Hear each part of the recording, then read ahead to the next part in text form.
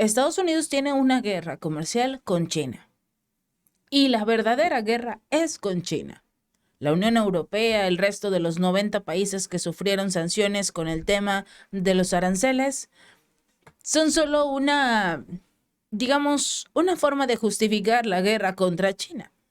Pero después de que Donald Trump cancelara los aranceles contra el resto de los países, contra los países que no se inclinaron ante él, la Unión Europea tiene un plan bajo la manga, un plan para mandar a volar al dólar. Resulta que la presidenta del Banco Central Europeo, Christine Lagarde, ha anunciado una revolución en los sistemas de pagos para acabar con la dependencia de la Unión Europea de plataformas estadounidenses y chinas como Visa, Mastercard, PayPal y Alipay.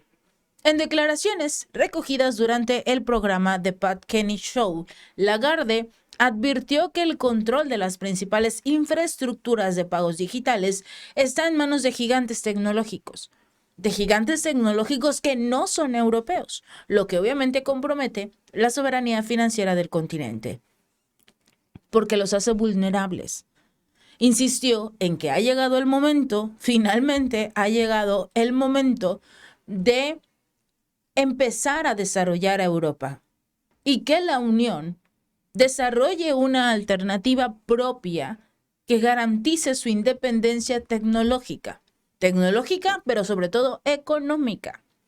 El llamado de Lagarde se produce en medio de este renovado interés por completar la Unión de Mercados de Capitales, un proyecto largamente debatido dentro de la Unión Europea. Este proyecto busca consolidar un mercado único de inversiones y ahorro entre los Estados miembros. Por ejemplo, la presidenta del Banco Central Europeo sostiene que este avance les va a permitir fortalecer el acceso a la financiación tanto para empresas como para ciudadanos y al mismo tiempo los ayudará a alivianar parte del peso que actualmente recae sobre la política monetaria. Lagarde ha planteado que una verdadera integración del mercado de capitales podría actuar como antesala de una futura unión fiscal y por eso estima que esta transformación podría generar un valor añadido de hasta 3 billones de euros anuales, cosa que nadie les cree. El detalle es que esta cifra procede de fuentes no oficiales. Informes más conservadores, como el del Servicio de Estudios del Parlamento Europeo, calculan que el impacto acumulado hasta el 2032 rondaría en 2.8 billones de euros, incluyendo más de 320.000 millones directamente atribuibles a completar a la Unión Económica y Monetaria del grupo. En cuanto a la creación de una infraestructura de pagos autónoma, Lagarde ha reconocido que el camino será complejo. Entre los principales problemas que tendrían es la necesidad de realizar inversiones iniciales colosales, las bajas comisiones interbancarias en Europa que reducen la rentabilidad del sector y sobre todo la dificultad de modificar los hábitos de usuarios y comerciantes habituados a operar con las otras plataformas dominantes. Seamos completamente honestos. Si, por ejemplo, el famoso bloque del grupo de los BRICS es complicado, fue muy complicado separarse de este famoso sistema SWIFT, o en el caso de Rusia, le fue muy complicado separarse del sistema SWIFT. El resto de los países también tuvieron algunas dificultades, pero el hecho de que la Unión Europea quiera crear su propio sistema económico va a ser muy complicado.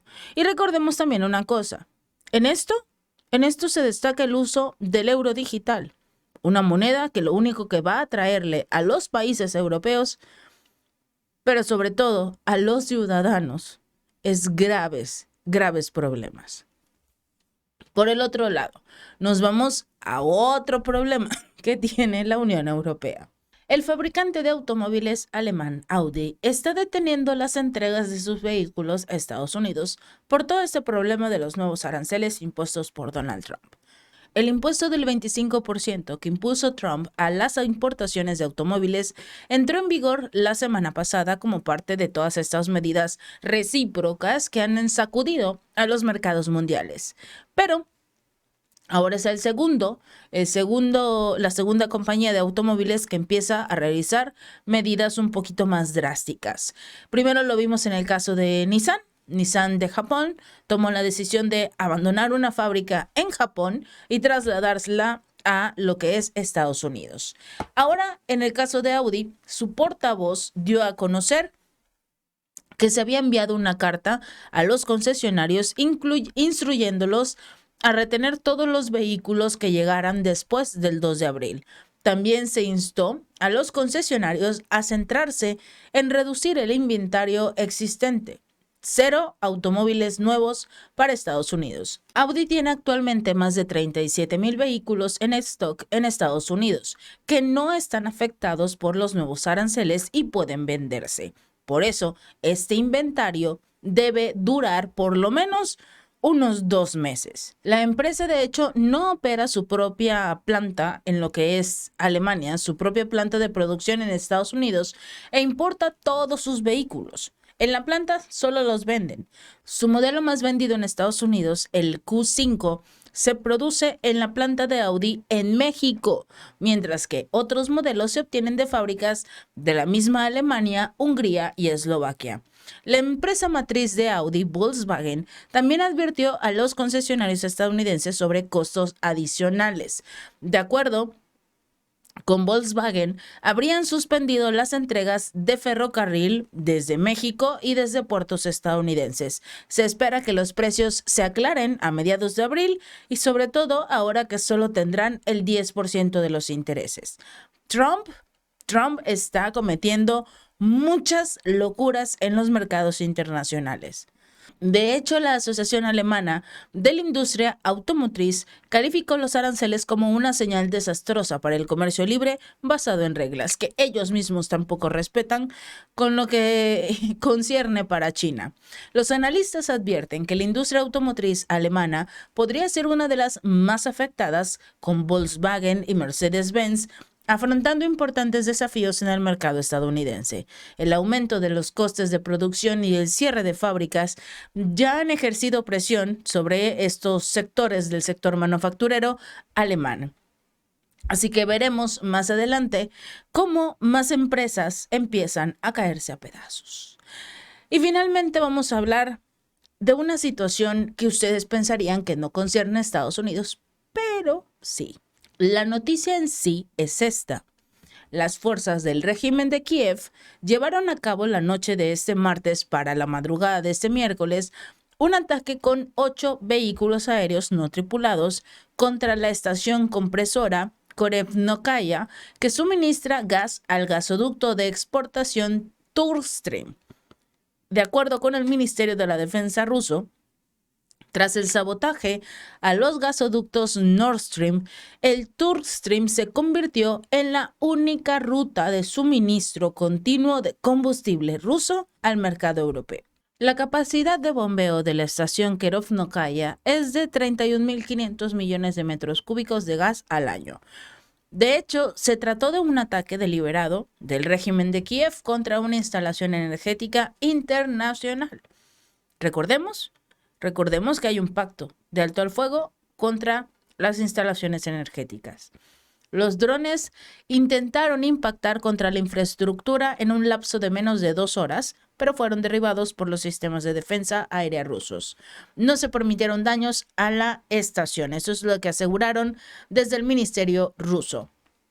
Además, en la madrugada del miércoles, las Fuerzas Armadas de Ucrania llevaron a cabo otro ataque con dos vehículos aéreos no tripulados contra una estación de distribución que suministra gas a la ciudad y al puerto de Temriuk, ubicados en la costa del mar de Azov. Ambos drones fueron neutralizados por militares rusos a una distancia segura de las instalaciones. De este modo, en violación de los acuerdos ruso-estadounidenses de cese a los ataques contra las instalaciones energéticas durante 30 días a partir del 18 de marzo, El régimen de Kiev efectivamente no ha detenido sus ataques contra las instalaciones rusas ni un solo día. Esto fue lo que denunciaron.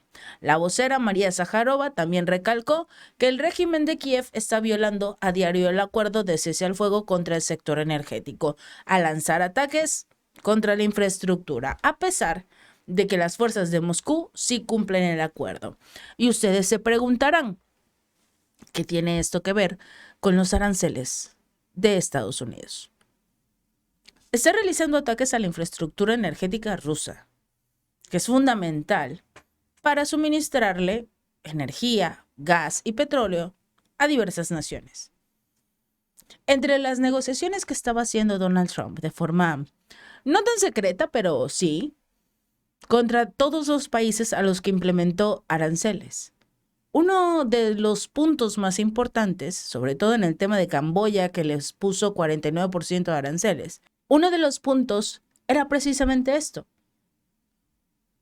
comprarle gas a Estados Unidos. Que sea Estados Unidos el que controle este recurso. Moscú no está peleando porque a Rusia no le pusieron aranceles. Por eso no dicen absolutamente nada. Pero si no, entrarían en el mismo juego de China de colocar aranceles contra los productos de Estados Unidos, que no entran por el tema de las sanciones. Pero Estados Unidos quiere gas. Estados Unidos quiere controlar el petróleo. Y lo va a hacer. Y casualmente todos los países le están diciendo: yo te voy a comprar más. Te voy a comprar más petróleo, te voy a comprar más gas. ¿De dónde lo va a conseguir? De Ucrania. Los va a conseguir de Ucrania. Porque con estos ataques, lo único que consigue es eliminar el poco gas que llega de Rusia a la Unión Europea y obligar así a los países europeos a arrodillarse ante Estados Unidos. Y lo van a hacer. Si este video te gustó, no olvides darle like y compartir. Nos vemos la próxima.